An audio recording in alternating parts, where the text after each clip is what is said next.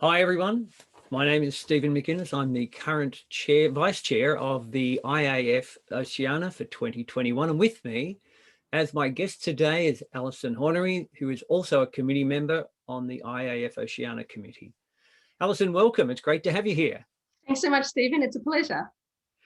Allison, the purpose of today, we've agreed, is that we want to capture some of the gems of our experience and insights and to add to our collection of stories that we can share with members as part of our global community. And today, you're going to talk about, tell us. So I'm going to talk today about facilitating as a verb. And the reason I've selected this as kind of the theme of our conversation today is that it very much drives the approach that I take and we take in our work here.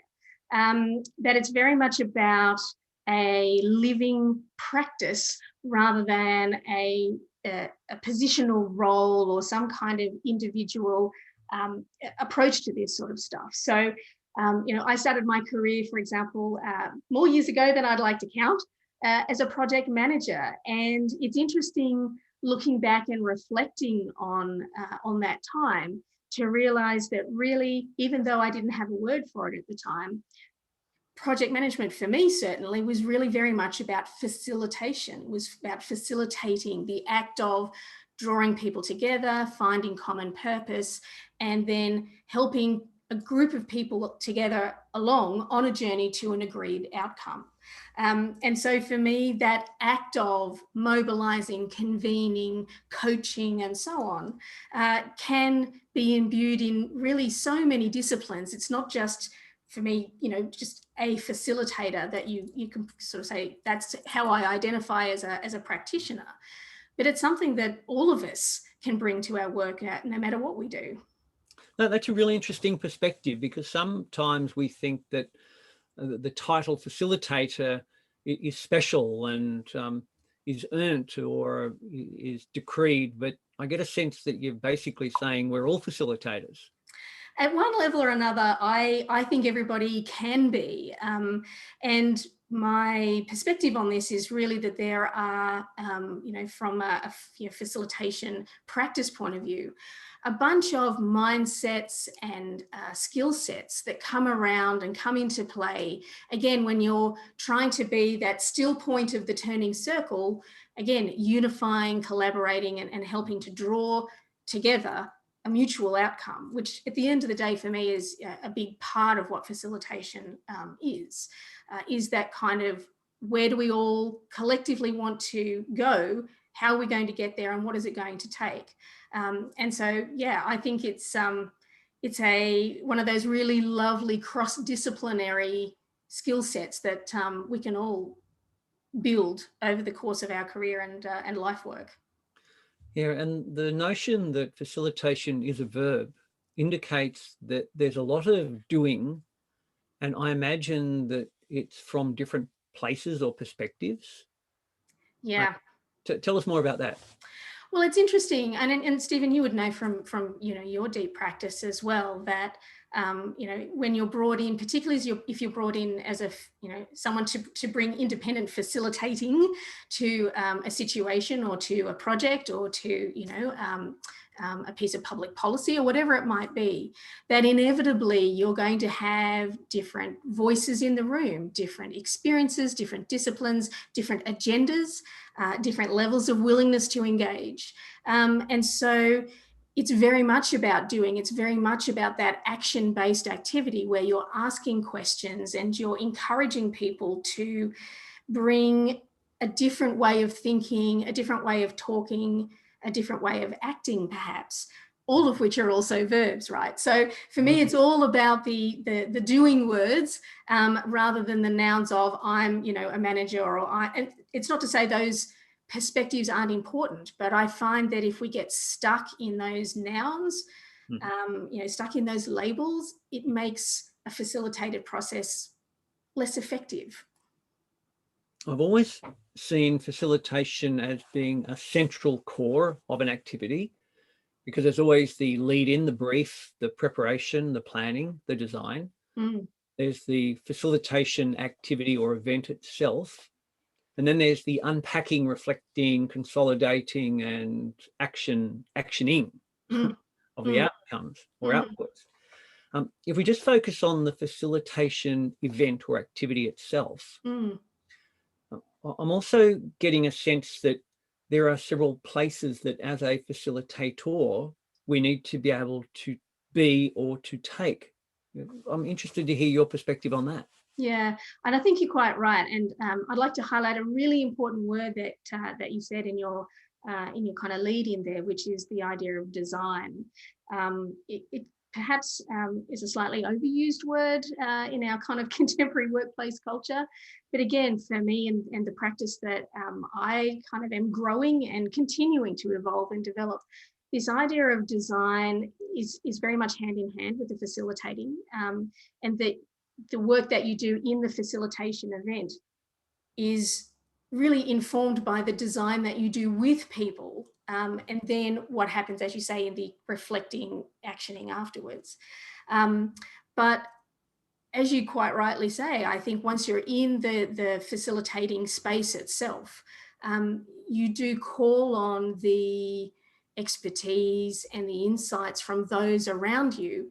I see the role of the facilitator, whoever that happens to be, whether it's an independent, identifying facilitator like ourselves, or someone who has been identified by the group as being the person who's going to facilitate this process, is really to kind of take, to kind of zoom out a little, take that macro meta view of what's happening, and also keep in sight, where are we trying to head? What's the trajectory of this conversation, of this engagement?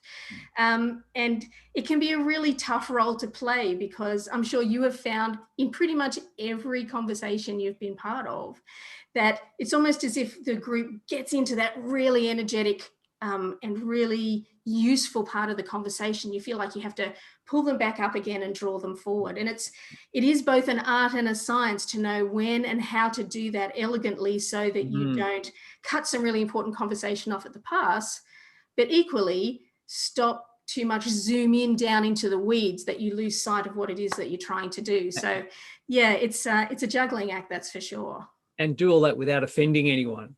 And without offending anyone, and looking as if it was the plan all along. Because that's also a really important part of the facilitator role in these conversations, is to have the trust of the room, and to establish that very quickly with a group of people that sometimes you haven't engaged with ever before, that they will follow your lead. They will follow the path that you're mapping out. And again, part of the important role that we play is to listen to the dynamics of the room and be responsive enough to be able to adapt on the fly, to adjust the trajectory in response to what we're hearing, what we're seeing, and how the group is working. And to do that in such a way that it is, as I said, it's kind of elegant, and has enough kind of authority without being authoritative, is, it takes some time to master that. And I also believe that we need to be able to parallel process, to both be in the room with the group and above the room watching the group. Yep, that's so right. I love that phrase, parallel processing. We use that a lot, and it takes a lot of fuel. It takes a lot of energy to be constantly in that state of watching, listening, adapting. I mean, it's incredibly energizing. And I think partly why I enjoy this work so much is that I'm an endlessly curious person. I am deeply interested in what makes people tick, what brings them to these sorts of conversations, and where some of those dynamics are coming from. And so for me to be able to create a space that people will willingly interact with is incredibly rewarding, and usually incredibly interesting. You learn things about fields that you never even knew existed, let alone had any expertise in. So that's one of the often unspoken benefits, I think, of this kind of work, is that you get to have a rapid immersion into all of these other worlds that you just wouldn't normally come across in your everyday life. Allison, thinking about, and this is planting a seed for future interviews with you, What are some of the other dimensions or aspects of facilitation as a verb that might be interesting to cover in future sessions? I think one of the things that I'd be really interested in hearing other practitioners reflect on is the ways in which we, as professional facilitators, continue to reinvigorate, renew, and refresh our own practices and our own activities and the way in which we do what we do. One of the things that I found so useful and interesting, both now being a new committee member with the IAF Oceania, which is a tremendous opportunity. I'm very excited about that. But also being tapped into the myriad other networks of facilitators around the world who are in real time grappling with changes to our world, like everyone is. And the willingness to share ideas, the willingness to do explanations of new tools that people are trying and what went wrong. And I suggest you don't do this because I just did this in front of a room full of people and I wouldn't recommend it. I mean, that is incredibly selfless and incredibly generative work that we're all doing. And so I think in this new time, one of the things that's a really important thing that I think about a lot is how do we, as almost this really interesting honest broker often in these conversations, these important conversations as we rebuild our world moving forward, what kind of role do we play? How do we play that in perhaps more proactive ways than we might have seen before? Is there a conversation to be had about when do you become a neutral facilitator and when do you step in and start to help shaping, and what does that mean? And that for us is an open question. We grapple with that a lot all the time. So again, this kind of the emergent thinking around our work is an area that I find really interesting. And again, it plays right back to this idea of it being a verb, that it is doing. It is in the constant doing that we learn new and better ways of doing things. So always really interested to hear how and why other people are doing what they do. Allison, it has been absolutely fascinating, and I want to thank you very much for sharing that wealth of experience and insights and the challenge that you put to us. My absolute pleasure. This has been really fun. Well, I look forward to our next conversation and other delights and insights that you provide for us. Thank you again, Allison.